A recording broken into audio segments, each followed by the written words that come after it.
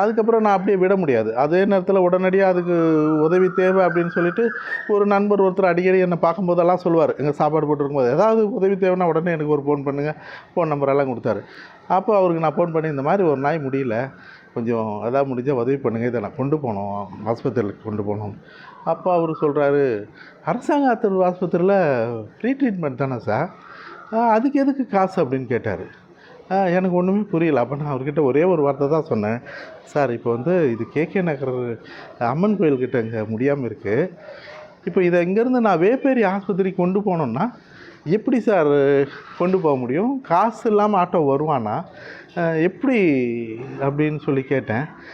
Sorry sir, நான் உங்களை கேட்டது தவறு அப்படின்னு சொல்லிவிட்டு உடனடியாக வேறு ஒருத்தங்க எனக்கு தெரிஞ்சவங்க தான், அவங்க தான் அந்த கம்ப்ளைண்ட்டை இதை சொன்னவங்க, அவங்ககிட்ட இந்த மாதிரி என்கிட்ட சமயம் எதுவும் பணம் இல்லை, முடிஞ்சால் என்னை இது இங்கேருந்து கொண்டு போகிறதுக்கு உதவி பண்ணுங்கன்னா அவங்க உடனடியாக எனக்கு பணம் கொடுத்தாங்க.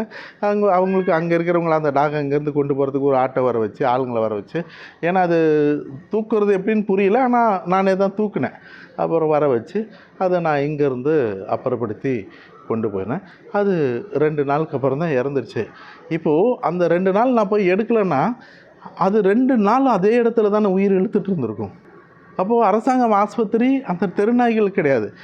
நீங்களும் உணவளிக்க உதவலாம். Please help us to feet.